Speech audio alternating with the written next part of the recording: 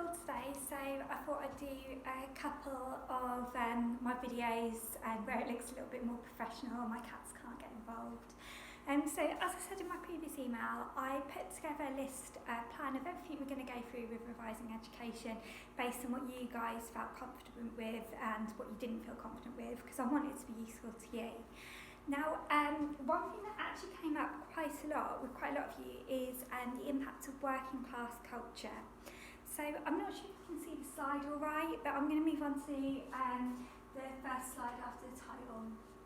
Now, I've left this for you guys to fill in, but I'm going to explain each one. If you want to have a go at filling them in without me explaining, you can pause it and do it now, or vice versa, depending on how confident you feel.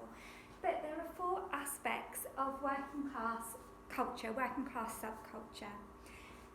Fatalism is a belief that you can't change your future. What will be, will be. So someone who's fatalistic, if they got a bad grade in their first sociology essay would be like, I'm bad at sociology, I'm not going to do well at this. While someone who's not fatalistic would be like, okay, I want to do well in sociology, so I've got to work hard at this. So someone who's fatalistic thinks things are set in their way, and they might have the attitude as well, I'm kind of in poverty at the minute, I am going to grow up and always be in poverty. So that is fatalism. Present time orientated is thinking more about the present rather than the future. So it might be someone who doesn't have very many future goals. It might be someone who doesn't consider going to university or getting an apprenticeship, or doesn't think about what A levels they want to do. They think about the here and now rather than the future. Collectivism is caring more about your friends and your group rather than caring more about your own individual needs. So an aspect of that might be being more willing to take time out of school to want to care for family members. Or it might be truanting because you want to spend time with your friends. Or it might be like prioritising looking cool in front of your mates rather than getting on in class.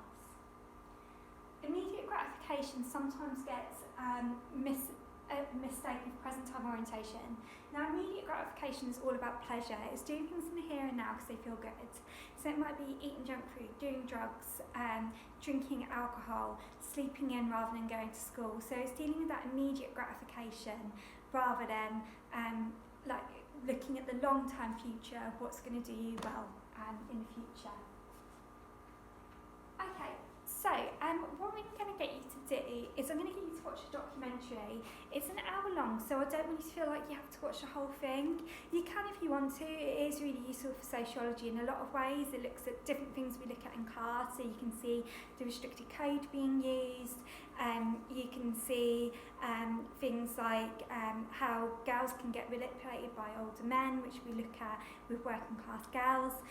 But it is, if you don't want to watch it all, I've split into different parts that relate to this lesson.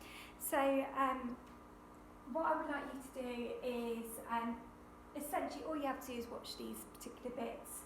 Now what I would like you to do is use this and your A rubbish to fill out this table. So any aspects of the documentary you can see linked to fatalism put in there. So anything you think where they look like they kind of think they're stuck in their position, they're not really willing to change it, fill it in there. You don't just have to rely on the documentary. If you've got other ideas, you can put those in as well. So some of you might think of some other ways that people might be fatalistic. Then here, put how it would negatively impact education, and that's taking us on to our application aspects of the marks.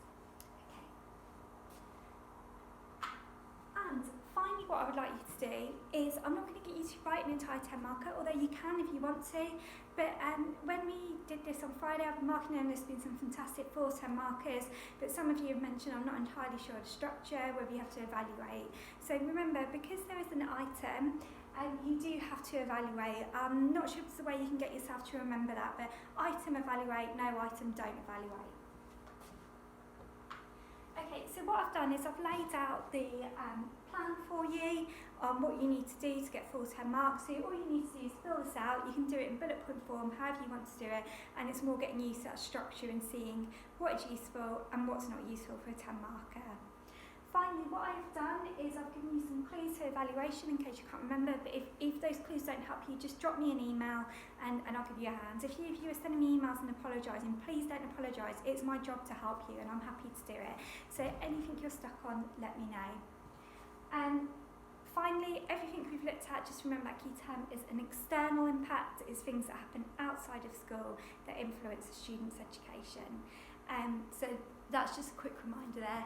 Hope you're all alright anyway, missing you tons, and hope to get to see you all soon.